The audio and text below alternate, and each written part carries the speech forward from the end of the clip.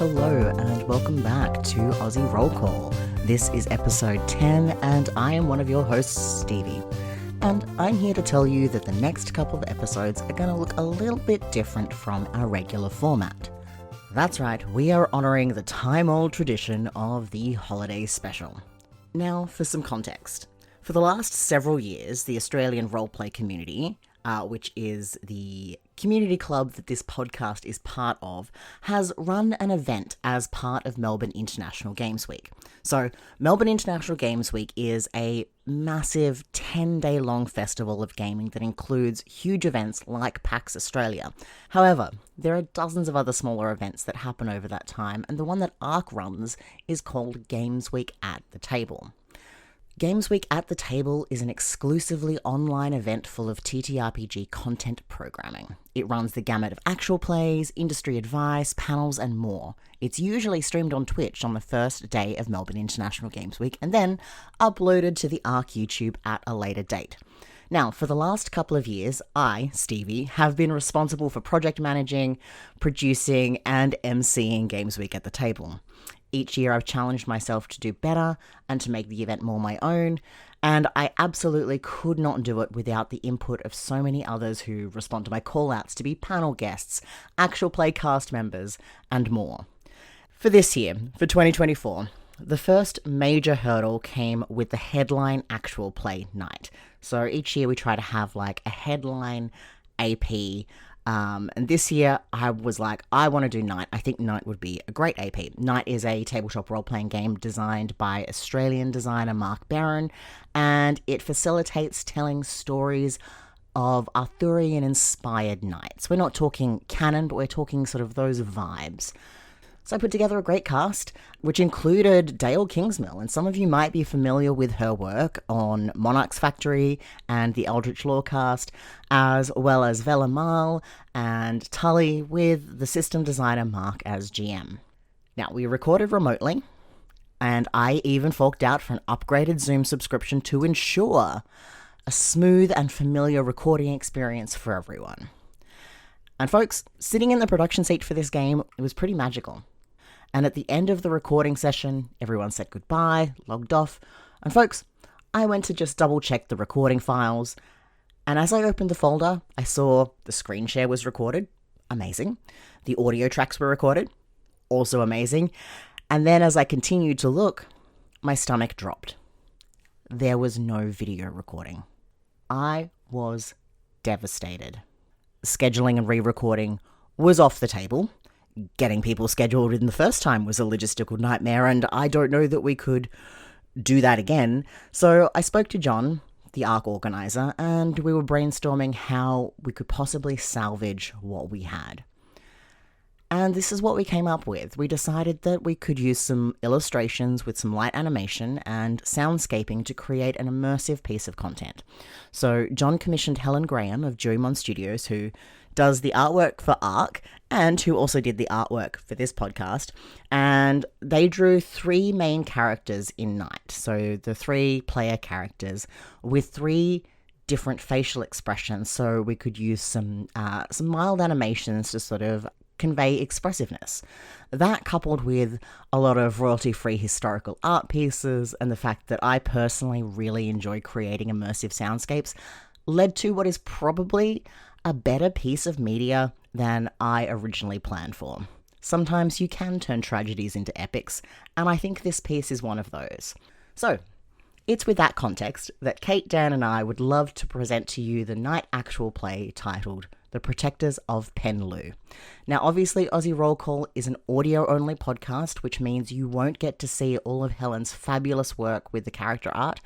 However, selfishly, you will get to enjoy some of the soundscaping elements that I put into it.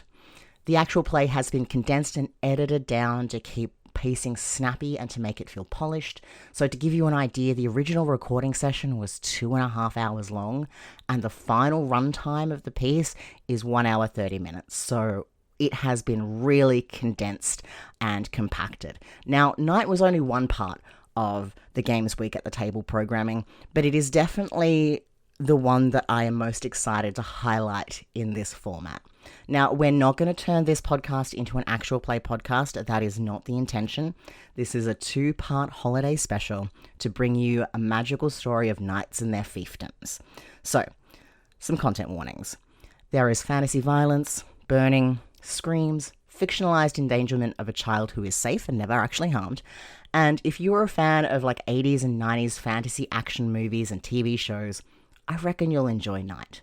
So, to remind you, the cast is Dael Kingsmill, playing Sir Caradoc, Vella Mal, playing Knight Lettuce, and Tully, playing Knight Tavane.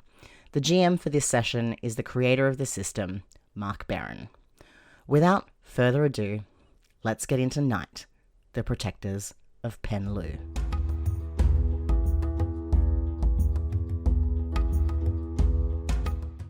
Welcome everybody and welcome to Knight. This is my game that I have made. Woo! So it is available on Drive-Thru RPG or Indie Press Revolution or in really cool game stores, but probably not most game stores because it's just a tiny little production. And I hope that everyone, if you're having a look at this, will at least have a look at what it's got to go. We have amazing people here today. My name is Mark. I run the company of Armored Games. You can find me at www.armoredgames.com if you happen to be from the distant past and actually go on websites. You could also, if you're from the distant past, you could go onto Facebook and find Armored Gaming there, I suppose. The government knows me as Lee, but all of my friends call me Vella or Vel. My pronouns are it's. I run a bunch of events and things through ARC, but if you want to see the stuff that I make and do, I've recently released a short story that you should all go check out, by the way. Just Google Whimsy and Metaphor. I'm Whimsy and Metaphor on any socials that I actually interact with. Hello. I'm Tully, Elastomere Online, Elastome RPGs when I write. Relatively new to all of this, but hopefully my first game, Precognitions, will be out next couple of months, God willing. I see the future and it's definitely going to work. Awesome. And probably needs no introduction, the amazing Dael. Oh, I definitely need an introduction. Hi, I'm Dael Kingsmill. I make YouTube videos, all sorts of geeky stuff, but a lot of TTRPG stuff, particularly over on Monarch's Factory. I wasn't as wise as Vel. I did not consolidate my username across platforms. So really, Dael Kingsmill's the way to go. You'll find me. I'm out there. Very briefly, Knight is a game in the style of King Arthur, where you play Arthurian-style knights like Sir Lancelot, except we make our own Avalon and our own kingdom. So we're not actually in the world of King Arthur's Britain or anything like that, but we are very heavily informed by those themes. So let's get straight into the game, and let's do something interesting straight away. We're going to begin the game straight up, and we're going to actually do character creation after the initial parts of the game. So we're going to roll straight into this game. So this is the situation. Recently, the High Queen, Rhiannon PenLlew, was betrayed by her cousin, Bicord, now known as the Betrayer, obviously, and was killed in battle. You were noble knights under the High Queen Rhiannon and were captured and imprisoned in the great battle and have been thrown into a nasty, horrible oubliette, which is a pit in the ground with a big sort of cage top, and you currently await your fate in Caemlyn, the great castle now owned by Bicord the Betrayer. You are all noble knights. You at least have once had land, but now you have little. You have only just been thrown into the oubliette. Your arms, armor, and horses are still being moved around in the courtyard of the castle that you are sitting in, because Avalon is endlessly raining. A light mist of rain is making everything here in the oubliette just slightly wet and uncomfortable. When you hear a great roar coming from outside and a clamor of men and women calling and crying for what is going on, and overhead you see a dragon through the cage on top of you.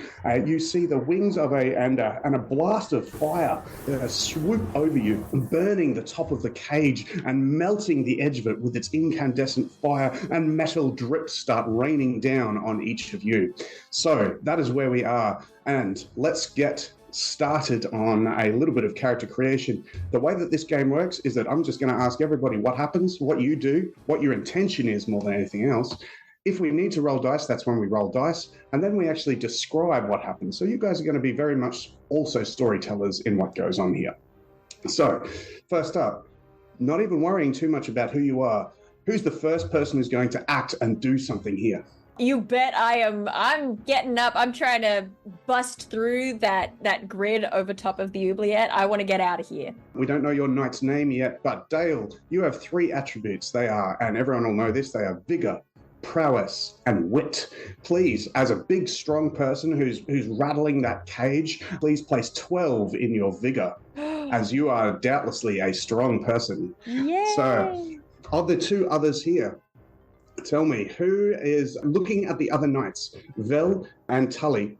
Who do you think is the weakest of the 2 of you, and who is the strongest? Though obviously Dael is the strongest of all of the knights. I don't think strength is my strongest attribute. Okay, then please put an 8 in your vigor, and Vell, you would have a 10 in your vigor. Excellent. So, Dael, this is what you please roll me a d20. You're going to make a check. And that check is if it equals or is below your vigor of 12, then you do this and you'll bend down these cage doors to be able to escape just in time. And if it goes over, then you're going to suffer some nasty consequence of some sort. Okay. Now I'm nervous. It's a 10.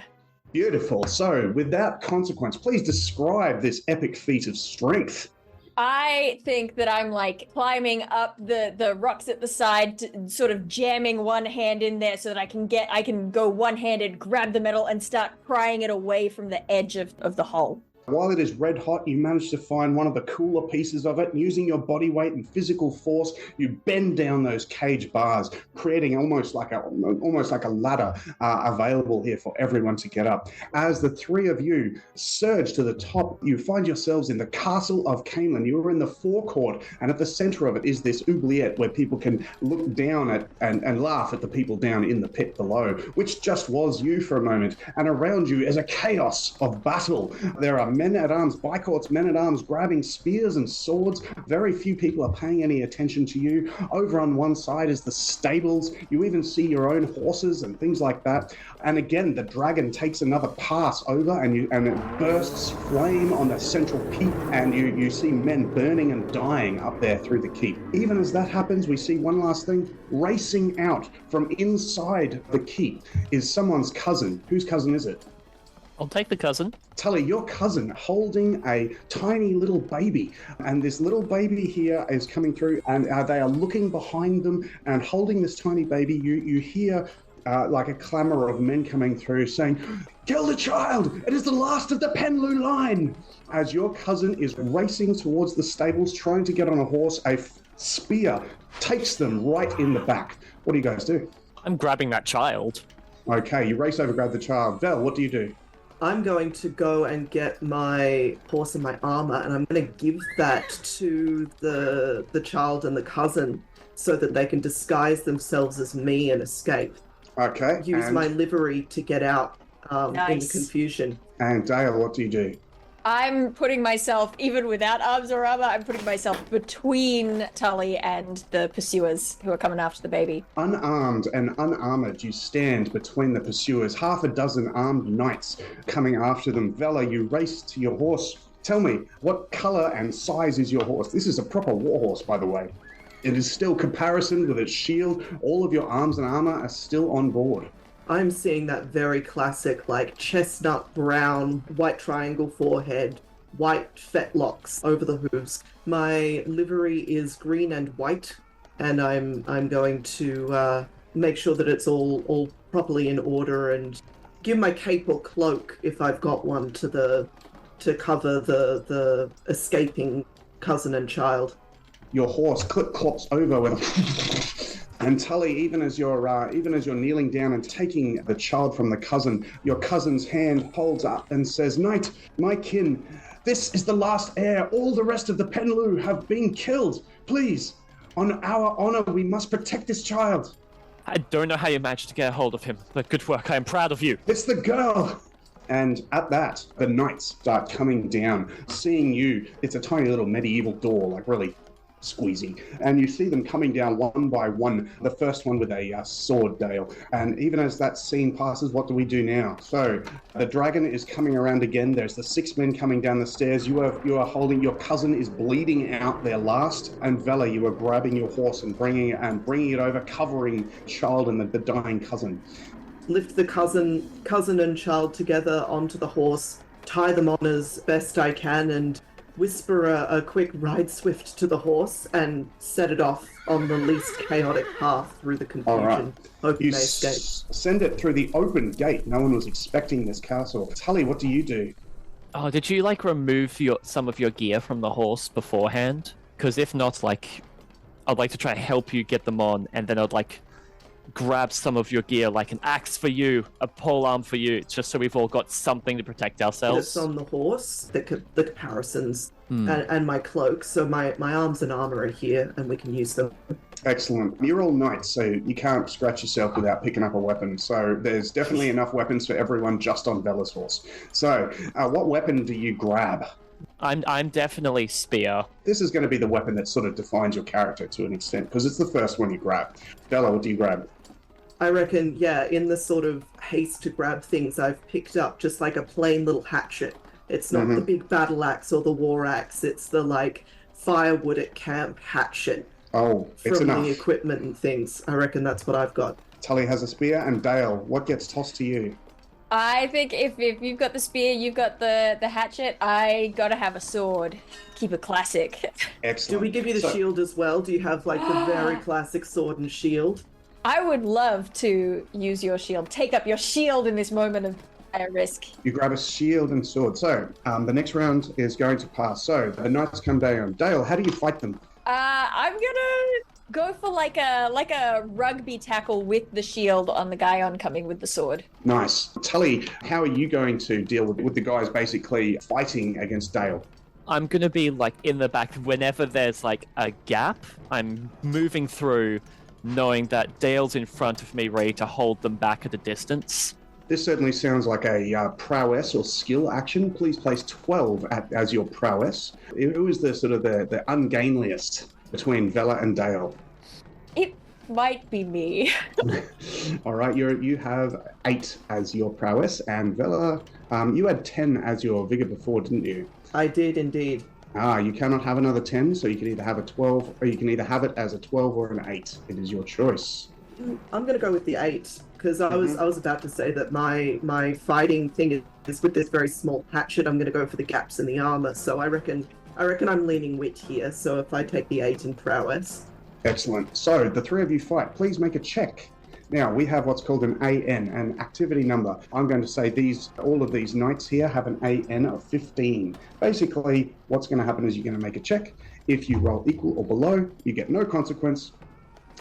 You will always be effective, by the way. So you're always basically successful in every action that you do. It just depends on whether the consequence is going to bite you back. Okay? So with that in mind, everyone's going to make a check, but you're also going to roll your effect dice, which is any of the other dice available there. Now, with that, you're all going to have a base of a d6, and if there's any other situations, backgrounds, or anything like that you think might be helpful here, then that dice number will increase. So up to a d8 or a d10 or a d12 eventually. First, Dale, do you think your situation or a particular background is going to show up here to help you, or are you just fighting because you're a good knight and you know how to do it? I mean, if I am just fully shield bashing him, can I apply the fact that I'm just really strong? Absolutely. Do you want to take a trait called really strong? I do want to take a trait called really strong. Okay, it's a good name that I've come up with for that trait. Nice. Really strong. Basically, traits are just a little bit about your character that will mechanically affect the game in some way. Does that make sense? What happens for you? A base of a d6, and because you're really strong, it'll now go up to d8. Okay, Woo! Tully, tell me about, so you're, like poke around. Is there anything here, are you particularly good at this, or is this just a thing you do because you're a good knight? But when I made my coat of arms, it was like a sword, a wool pack, and a wing. And so in my mind, it's like the motto of that family was protectors of the soft and free. Something like that. To protect those who can't protect themselves. If I can apply just that kind of determination for protecting the child on the escape, Okay, sure. Please have the trait Defender or Protector. Perfect. Vel, are you just fighting because you know fighting, or is this something you specially do? I'm leaning into a very particular character here, so we're just going to roll with it. I reckon I started off as a hunter before I became a page. So I reckon I've got a little bit of that kind of the rat cunning of the hunter, shall we say. Yep. Going for me here to find these openings and things. Beautiful. So please, your trait is Hunter. So everybody here will have a bonus to their dice, so you'll all be rolling a d8. So everyone, please roll together a d20 and the d8. Tell me if you get a consequence or no consequence, and tell me the amount that your effect dice has. I've never been so upset to see a nat 20. Beautiful. I love that. Consequence. Was it we were trying to roll over or under? Equal or under on the d20, and as high as possible on the other dice. What did you get on your other dice, please, Dael? 3. 3. That's fine. Anne's now 12. Tully, consequence or no consequence, and how much did you get? Rolled a 10 on the d20 and a 2 on the d8. Well, if that's equaling your prowess, then that's fine, and a 2. Yeah, literally exactly equaling. Excellent. And Vel, how did you go? I got an 8 and a 6. So yes, if I'm using wit, it's fine. If I'm using prowess, it's equal. So You can fight with any of your attributes. It just depends on how you describe it. Yeah. So definitely on the wit then. So yes, no consequence and a 6. So they have 4 remaining to them. Excellent. And the last thing is, so if Vel is the wittiest of all of you, so you'll have a 10, a 12, and an 8 in all 3 of your attributes. Your wit will be whatever that one hasn't yet been chosen as for your character creation there. Does that make sense? With that, you have reduced basically, imagine hit points. The whole encounter has 15 hit points. You have reduced 15 hit points down to 4. Dael, you're going to suffer a bit of a hit in return. Everybody has a trait called Endurance, and you will have 8 endurance points. Please write that down. And Dael, I'm now going to hit it for 1 measly point of damage. Endurance does not necessarily represent physical harm. It represents setbacks, pushbacks, tiredness, fatigue, anything like that. You don't get physical injuries until endurance hits 0. You don't die necessarily, though you could, but when endurance hits 0, you've been defeated, okay? So that's basically every rule in the game. With that in mind, you got hurt a little bit and you did a fair whack of damage. Dael, please describe what you just did in our scene. I think that the tackle broadly worked. I think the guy tumbles over my shield and onto the ground, but I do think that it's got a little bit of that. I'm not used to this shield. It's not mine. It's Vel's. So I get a little bit of that like twang that happens when you jar yourself with something metal. I think is what happened there. It just threw me off a little. Excellent. And Tully. So I think this is like the first time that we've worked together in a war together. And so I've kind of gotten used to the flow of your combat, just kind of darting around with my spear to like clean up around the edges. But over off to the side of the court, I noticed that there's like someone starting to set up a small group of archers, which we just don't have much defense against right now. So I have to like ray the spear and just launch it, like getting one of them through the chest and like putting them in a bit of disarray to at least break up their teamwork, buying us some more time. Excellent. And Vel, what does your action look like? Again, yeah, I think we're pretty used to like how we all work. So we've got probably me darting like in between and around. There's a moment as that combatant goes like over the shield and there's a pause, and I've just sort of woven through around to the back, raised the hatchet, brought it down like in between the elbow plates on someone's full plate armor, and then out of the way of their retaliatory swing. Excellent. Back to my turn to describe the situation. The archers, like that, you see the first, like the captain of the archers, he's got like a Robin Hood hat with a feather at the top. You know, he had his, he's got his bow, he's taken a bead up on Tully over there, and just the spear. We just see the spear flying toward him, and he goes down. And then all of the other archers like and Dael, you have like crushed down on this first one. You get like jarred in the arm as you're going. You're physically like on top of this guy. A couple of other guys are like piling down, but but it's too close and there's just swords flashing in the dark. Even as Vella, one of them comes out and you like chop that one down. There's a mess of wrestling, fighting warriors, some archers, the open gate, the horses just behind, they're trained battle steeds, so they're not going anywhere just yet. Your other horses are just behind. Where's the little infant, Tully? I feel like they could have both made it to the gate by now. Ah, yes. Excellent. So the cousin and the infant have ridden off to the gate. It's now your turn. What do you do? We have 4 AN remaining in the combat. When that hits 0, you have succeeded at the combat and we finish. I reckon we've got to finish this quickly, because if we're going to have a chance of following that horse, we're going to need to escape while it's still in sight. It's time to sort of, maybe even if we don't completely kill all of these knights, I'm going to try and hobble a couple of them so that they just can't follow us. Just to be clear, the AN is the encounter. So whether you escape it or beat all of them, it's sort of how we define it.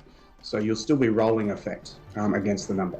Oh, so, actually, well, in that case, why don't I just, given that I'm behind them already because I've snuck out to deliver that blow, why don't I just go and release all the horses at them then? I want to find a way to have the gate slam closed once we're out. Excellent. And Dael, what is your intention? Ooh, I feel like I've got all these guys on top of me. If I know my fellow knights as well as I think I do, and I know that Vel is going for releasing the horses, I'm going to, in order to try and get all these guys off me, whistle to summon my warhorse to just come and like bash through the crowd. Excellent. So now is when we roll the consequence and the effect die. So please roll the d20 and the effect die. Now, normally when I'm playing the game, I just let you guys do it and you'll just tell me how effective you think you are at that sort of stuff. So you're like, it's always a base of d6. If you've got a problem, then it might be down to a d4. If you've got a benefit, it'll be up to a d8. You just let me know what it is and we'll go with it from there. I feel like I'm getting the hang of it. Why am I rolling so well on my d20? That's an 18. Oh, you've trained it. That's an 18 with an effectiveness of 2. I have to get another d20. This is... Don't worry too much because I cannot roll over a 1 on consequences coming back to you. So that's fine. Consequence is a 15, so there's a consequence right there. My effect die, though, rolled a 6. 3 consequence back to you, so your endurance goes down by 3, and you did 6. And Vella. Yeah, my D20 loves 8s, which is making me nervous because it's saving up the consequences for something big, I can tell. Yeah, that's all right. And I got a 3 on the Beautiful. consequence die. So, together, now the encounter has finished, and you have successfully parted the encounter. A few of you cop a little bit in the process. So, we'll describe what our final scene of this encounter is. So I've taken a little bit of beating on the ground, but I get my whistle out. I whistle for the horse, and my beautiful, beautiful dappled grey horse. Let's call him Smokey. Smokey! I wish I could whistle. I should have practiced for it. And then he comes and rescues me a little bit, barrels through, knocks all these guys off me, and I swing myself up into the saddle and I like quickly clock where my fellow knights are, and seeing that they are still up and standing and capable, I'm gonna book it for the gate. I've snuck away from the combat. The hatchet comes down, breaks the... No time to undo them all, just like break the locks on all of these gates. They throw them all open, imitate wolf howl, spook the horses even more than they already are. And then as the last horse runs out of the gate, slightly smaller than all of the rest, a black horse, I'm just gonna like reach up and grab sort of by the mane and hoist myself onto this horse and follow the tidal wave of horse towards this gate. I'm hoping that a few horses get out, ideally my own as well. I'm probably just like as a horse is running past, grab an axe off of it and just slam into the chains that are holding this thing up. I think that what happens though, as I've caught this huge shudder through the portcullis, is one of the boiling oil pots that was used to defend from this attack in the first place but never got used tips from above the wall. And it doesn't go all over me, but does like scar one of my hands. Given that this is how this scene is going, can we please have the the Indiana Jones escape as everything's coming down. We all meet up. Tully gets up onto the horse, and the three of us, as this thing is coming down on us, sneak under it with the horses all ducked low. Oh, yeah. Yes! Yeah. And you ride it as this thing is coming down, and you all duck your heads and go through, and then there's just the knights bashing on and waving their hands, rah, at you guys. And at that, I think our introduction to our game is over. You ride away from Camelin at best speed, and given that they are currently being attacked by a dragon, no one gives chase to you. Knowing now that your lands under Bycourt are likely not safe to return to, you travel for several days away to one of the remaining high noble courts under the Countess Enifin, a distant relation of the High Queen Rhiannon PenLlew. As you finally arrive at the great castle, passing through hills and dales, then we have opportunity to finish our character creation. So the first thing is imagining a conversation.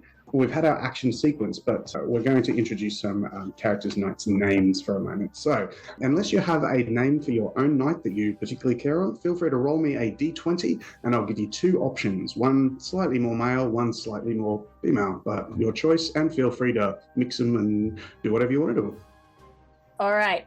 I rolled a 3. 3. Your options are Caradoc or Carefleur. Look, I gotta be Caradoc. Love Caradoc. Caradoc. Now, your title, it could be Sir, Dame, or gender-neutral Knight. I like Sir Caradoc. Sir Caradoc. Yeah. So, Caradoc, you are having a conversation. Please tell me what you might be talking about as you are traveling through hills and primeval forests and all of that sort of stuff. Who are you talking to? Who is the person that you engage in conversation with? I feel like I'd be going for all three in conversation. Excellent. Just a general conversation to anyone. So who responds? Tully or Vella, roll me a d20. Tell me that number and I'll give you a name. I certainly respond. Glad I got it out of the way now. I rolled a 20. Beautiful. Your names are Turnian or Gavian. Oh, I'm just going to fusion them into Tavain. Tavain. And Sir, Dame, or Knight? Dame Tavain rhymes too much, so I'm going to go Knight Tavain. Beautiful. And Vella. I was actually looking through the list before and attempting to quash my urge to pick one of the stranger names that I know can be actually traced to the period. We could have had a Knight Lettuce, everybody. Oh, yes. You tell me now.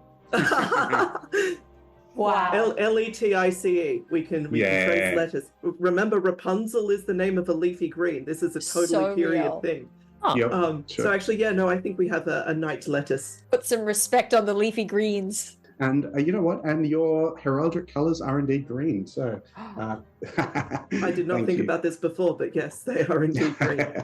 Excellent. So you are conversing on the topic of what to do. Your cousin Tully is not well. He is bleeding. He is on horseback. You're a horse culture, so people can ride asleep. You're that good on horses.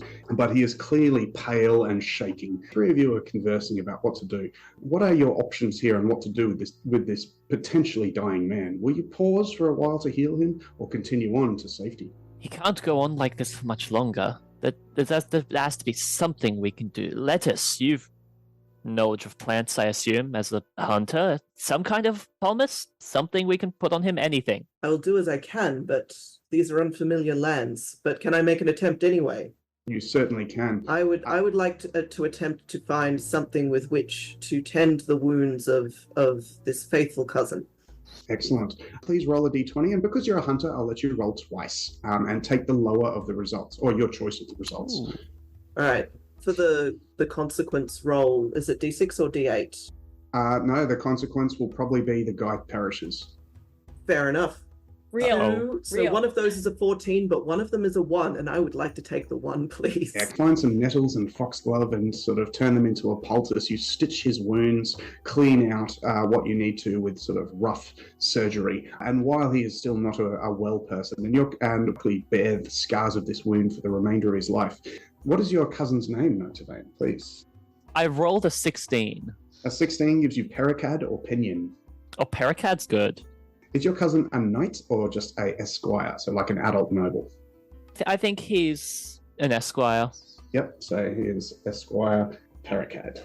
No worries. That's pretty normal. Most families only have one knight. Okay, with that in mind, you have saved his life, Knight Lettuce. You have saved the life of Esquire Paracad as you continue. Now, what we're going to do is we're going to create your heraldry.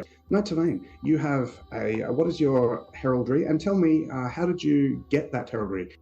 Mentioned it slightly earlier during the escape scene. The heraldry is a wool pack and a wing, kind of split with a sword down the middle, which is meant to harken back to some corny line his father would always go on about knights being the defenders of the soft and the free. Like, we bear the heavy armor so that they don't have to. And he always found that kind of like, yeah, okay, old man. Then I started to properly understand it after graduating from Squire and actually taking on that responsibility. So despite that, they're words that Tavain kind of lives by now. Excellent. And Sir Caradoc, what is your heraldry and how did you get it? So my heraldry is a crown, an orange crown, a gold crown on a black field. Mm-hmm. And I think that my family probably has had a very simplistic, straightforward, it's loyalty to the rightful monarch, right? And so that's just been their entire thing the entire time. A long line of servants to the crown, I suppose. I see. And finally, Vella, what is your heraldry and how did you get it? Yeah, so mine has family drama. My heraldry, for those who are not currently able to see it, is three white geese on a green background with a book in between them. And it comes from 2 generations back. There was a big argument between my grandfather and his brother because one of them was continuing this hunting tradition of our family and was actually the groundskeeper of one of the monarchs, and the other had gone into the sort of civil service, had been a monk, learned their letters and become a scribe in the court. And when they became landed, there was a little bit of a discussion over whose tradition in the family should get pride of place in the heraldry. And so after many spoiled family gatherings, finally it was decided that the book should be larger, but there should be more geese. And this was how they kept their family in accord. One last thing as we go through the scenes, and we have a couple of little character scenes showing the things that you guys do. Possibly this is your trait. So maybe we've got a little scene. Dael, what's a scene that might show off your particular trait? Interesting. I'm definitely out there chopping wood for the fires. Every time we stop to make camp, I'm out there ripping down trees. Is this like a shirtless scene where just and you're when you carry heaps carrying heaps of logs as you're going through? 100%. Yeah, there's some peasants in there, and there's 5 of them carrying one log, and then there's you with one log by yourself. That sort of stuff. Beautiful. Tully, your trait is? It was protector. Well, on our journey to Astolat, how do we see your protection trait show up? Well, I imagine my character as being fairly anxious a lot of the time, and so it's probably I'm first watch, and also the last one. Make sure you're getting enough sleep. I'm also watching over the infant. I'm probably caring for the child a lot. Okay. So we see that the child with you. And Vella, how do we see the hunter trait in this travel montage? Probably the classic is I'm doing the foraging. I reckon we did grab horses, and we did have our horses that had some supplies with them, but you can never sort of rely entirely on those, and you have to make them stretch, especially since we weren't expecting for our journey to be this long. I reckon sort of the first thing you see is me going through everything, making sure that nothing's spoiled, throwing out anything that was ruined during our time in the dungeons from just sitting in a saddlebag, and then sort of the classic montage of the arrows shooting small woodland creatures and bringing them back to camp, jump cut to them roasting over the fire and berry picking. And we've got an amusing little squeak as this arrow just flies across the screen. Obviously, and the very, if we're going 80s, 90s fantasy movies, definitely the very obviously now a puppet or like something like falling onto the forest floor. Like, Yep. it was footage of a real bird, now it is clearly not, and then we jump cut. Yep, I love that. Okay, so the next thing we do, either tell me your physical description in these scenes, or if you've got no idea, you can just roll me 3d6, tell me the numbers on each, and that'll give you some stuff for your eyes, your hairstyle, and your body type. I'm really enjoying these randomized descriptions, so I'm gonna do that. So that's a 5. 5. So your eyes are kind. A 2. Short hair. And a 6. Now this one says lithe, which means sort of athletic. Did you still want to go with athletic, given your relative mightiness? No, we gotta pick bulky. Yeah, I see it right there. So you're a big solid individual. All right. I rolled a 5. And more kind eyes. Very kind people. 2. And then more short hair. Even more. Mine's probably like We're really twins! fluffy. Mine's very fluffy. Yep, fluffy hair. Done. And 3. 3. Short. I'll take that. Just not the tallest of knights. And knight lettuce. So I got a 2. Bright eyes. Bright eyes, wonderful. A 5. Shaven hair. I see you're LARPing. You're You're LARPing. cosplaying already. The dice, we came prepared for this one, folks. Yeah. But I am gonna just go ahead and pick bulky from the list, because I think we've got the sort of broad, mighty bulky in Sir Caradoc, but this kind of like dwarven bulky for Nice. for lettuce here. The big knights. Okay, so the next thing that we're going to do is we're going to have a little scene where you are passing a shrine on the side of the road. So everyone's going to roll me a d12. If you particularly care, you can roll for a specific religion. One is either the native pagan religion, or the other one is the faithful, which is an analog of Catholicism, but more like the cult of saints. So either roll me a d12 if you don't care. Now, patron spirits do stuff in this game. They will magically affect the world. So, but they are not obvious. You don't summon them. There's no fireballs in this game, but they will work subtly to help you out through dreams or, luck, that sort of stuff. I rolled a d12 and got a 6. A 6 gives you your patron saint. So the one that you potentially pray to is Saint Anthony. He is the saint of finding stuff and traveling. So here's your patron saint. He will often send you dreams and things like that to help you find your way. That's neat. I like that. I'm a little curious what the pagan option is, but That'll be the 7 to 12. So, yep. Well, you're about to find out because I rolled a 12. yes, yes. 12 is Badab, the goddess of fear and tactics. Gosh, there's a real type I'm playing to in this game, honestly. Do you like Badab, the goddess of fear and tactics? Sure, we can roll with Badab, goddess of fear and tactics. Sure. Mm-hmm. And Tully? Can I go 5? Saint Acacius, the patron saint of protection. Oh, well, look at that. Okay. The next thing that we do, Tully, you already have one of these, as we're going to have a little flashback to your youth for a moment. And there are 2 members of your family. What these 2 members of your family are, you are the knights, and they are your heir and your spare. They are of adult age, but they are esquires, meaning that they are adult nobles. But adult is anything over 15, really. With that in mind, what you're going to do is you're going to make the 2 of them. You can either roll a d12 and I'll give you a concept, or you could just make it up. But it basically goes like this. My cousin's name is Lance a Little, and he has premature balding. As simple as that, right? These characters develop over time, but to start with, we just need one little note we can base stuff off later. So my family members, the first one I'm going to create is my cousin. Her name is Carolyn, and she is pious. Second one is going to be my uncle, who is my Uncle Crispin. He is reckless. Oh, He's very old, but he is still very reckless. nice. Esquires do fight, just to let you know. They're not just decoration. It's just that knight is, you've got the armor, you've got the goods. Okay, Sir Caradoc. I am going to roll for some deets, but I think I would like to have a sibling. It's a 6 again. A 6 is pious. Do we want a pious? Sure, why Person? not? All right, and what's their? Super churchy sibling, why not? It depends. They could be pious in terms of being a pagan pious person. That's true. If you want that, that's fine. I don't know. They're probably What's their Saint name? Anthony with me. Come on. Siblings stick together. Their name, I need some help with names. What's a good name? Roll me a d20.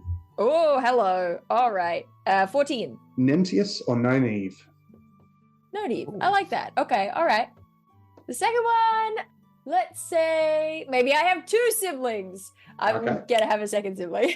Yep. So Noneve, Sib 2. Is who's your heir? Who's your spare? I think. Look, let's do the this second is one just first. fun because I rolled the d12 again for the second person's trait or characteristic, their concept, and they got ambitious with a 1. So I think it's fun if they're the spare. Oh, that's even better. That's what we love. Yeah. Okay. And what's their name?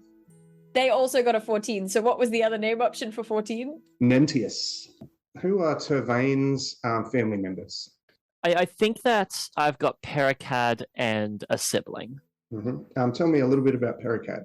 As tempted as I am to go 3 for 3 on the pious, I think Pericad is What do you know about him so far? a little bit, I guess the word would be luxurious. He enjoys the finer things in life. Okay. He just likes the luxurious stuff. Okay. And who's your other cousin here? I think it would be a sibling for the next one who has a way with animals. Excellent.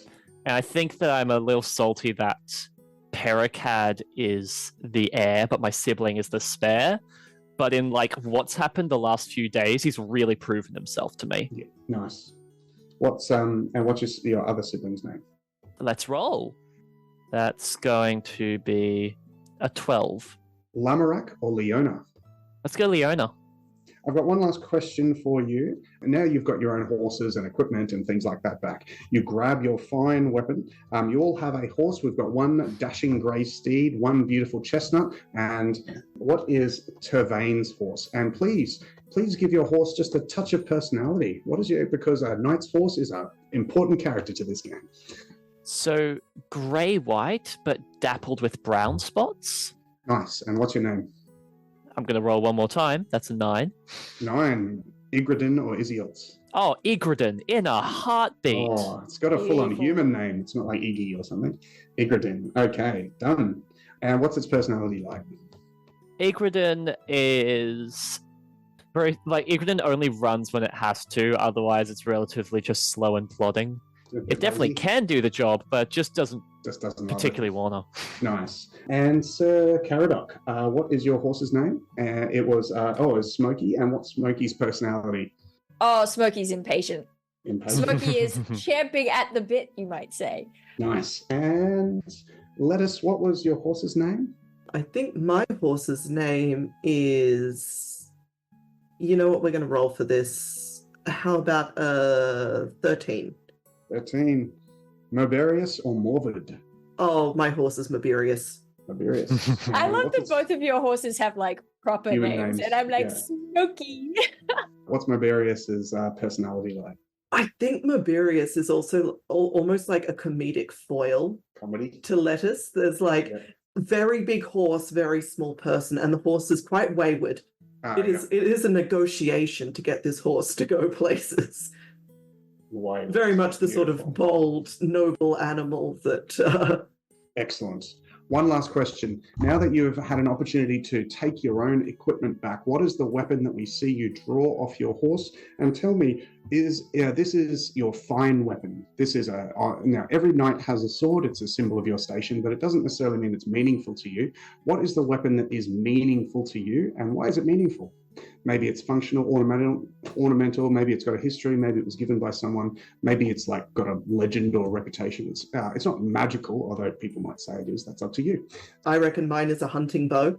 It is the family hunting bow, and it used to belong to my reckless uncle. But passing it down to the next generation was the only way that they could stop him going out and doing reckless things with it. So I am now the keeper of the hunting bow, and it must no longer fall into his hands lest he injure himself or someone else. Nice. You need a side campaign about your family. Yeah. Well, You'll see this in the thief phase very shortly, but we're all about side campaigns. And so that's Knight Lettuce. What about Sir Caradoc? If it's an option, I'm thinking it's probably something like a Morning Star, because I think Sir Caradoc, as he was training, as he was growing up, with my 8 in prowess, I feel like he was only barely getting by in terms of like the sword techniques. It was only once you moved on to stuff that was really time to bash things that it really started to click. Excellent. And what? How is this Morning Star meaningful to you? I think that's what it is. It's meaningful to him because it's like, oh, I can be a knight. I can be a knight. Everything is gonna be okay because I can hit things with my Morning Star. Excellent. And Knight Tevane, what weapon is meaningful to you? By the way, you all have every weapon you want. You're nuts. So if I said that before, you can't scratch yourself without finding a weapon of some sort somewhere. That's just the nature of who you are in your profession. So, but what is the one that is meaningful to you? Mine would be a spear. It doesn't look too much different to usual, except maybe the point to shaft ratio is a bit more in the point's favor than it's typical. But the pole of it is made from the same pole that held up a banner for my family during a famous war eons past. And so it got turned from like a symbol into a practical spear, and that's been handed down. Nice. I love it. Each of you have been knights for a number of years now. You have met each other. Perhaps you trained in simultaneous times. You've been to feasts, even though you were from different counties, different baronies and things like that. You have met each other, dealt with each other, that sort of stuff before. Everyone here has given a gift to one other person because that's standard in the laws of hospitality. Coming that you own a knight's fief of about 200 odd people or so. So let's say Knight Lettuce, you're going to give something to Knight Tevane. Knight Tevane, you're going to give something to Knight Sir Caradoc, and Sir Caradoc back to Knight Lettuce. What thing did you give to them at some point in the past? What did you give to Sir Caradoc the Mighty, and why? I like to think that during one of our travels, you helped bring down someone with like a really nice helm. It got bludgeoned beyond recognition as you saved me by coming in with the Morning Star. I had people of my fief work tirelessly to restore this thing as a symbol of I feel you two have both saved me so many times I'm running out of gifts I could give you. And now you saved my cousin. Stop saving my family, I'm going broke. So what sort of helm? Are we talking a pot helm or a full great helm or like a nose helm? I think it's a full great helm. Not the kind of thing you'd want to wear outside like a big battle, but it is sturdy, it is pretty. Sir Caradoc, what do you do with this helm? Oh, it's going straight to the pool room. Pride in place. Yeah, so you don't wear it? I probably only would wear it for tourneys. I don't think I would wear it into battle, but I think I would wear it into symbolic battle, if that makes sense. So, Sir Caradoc, you gave something to Knight Lettuce. What did you give? I'm thinking maybe I happen to have just this. I don't know how this stuff works, so just pretend that what I'm saying makes sense. We've just got really good quality trees in my area, and so I had just a quiver full of arrows made that were just really primo good quality, but with a means for function. It's really there's not as much sentimentality to it so much as it's just you shoot things and I got good trees, we'll make you the good arrows. Is probably, I think he was thinking very functional, very straightforward. How did Knight Lettuce receive that? Knight Lettuce is keen on this gift. I think in a very similar manner, I think Knight Lettuce only uses these arrows almost as good luck things. They've been used in a couple of tourneys, but very sparingly. Mm-hmm.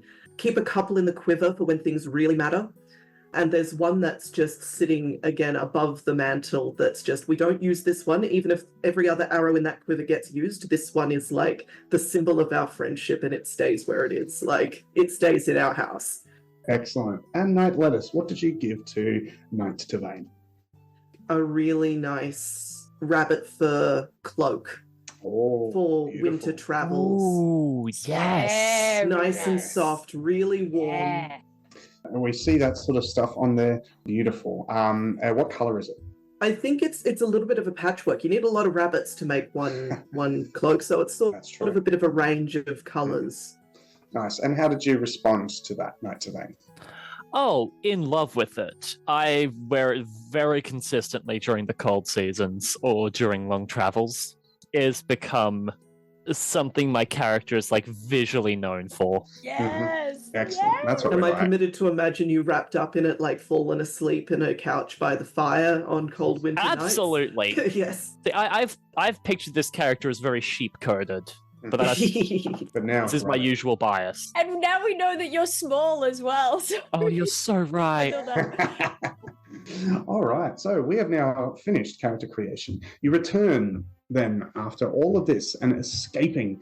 You escape back to your own lands in Astolat, and you head back to the Countess. Follow in the wake of her own armies who quit the field, but you're a day or two behind them. And eventually, when you finally return to the great castle at Astolat, you are welcomed inside with great joy. You come to the great feast hall itself, and the Countess welcomes you back, gives you all the kiss of peace, which is like the kiss, and on the lips.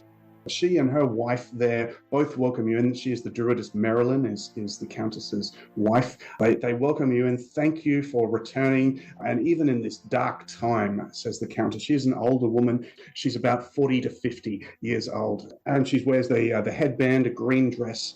She sits up at the high table and she says, "I welcome you back, my knights. But in this dark time, I am glad to have your favor, but no doubt Bycourt will come for us eventually, and we must make plans for war. Either that, or I must bend the knee to that foul betrayer king, and of that I do not wish in the least. With the PenLlew gone, there is none to unite all of us, and even now, Bycourt's ally, Ella Wolf King, the raider from the far shores, has taken the southern lands for himself. We are in great peril, my good knights, and I need you to help me win back this land.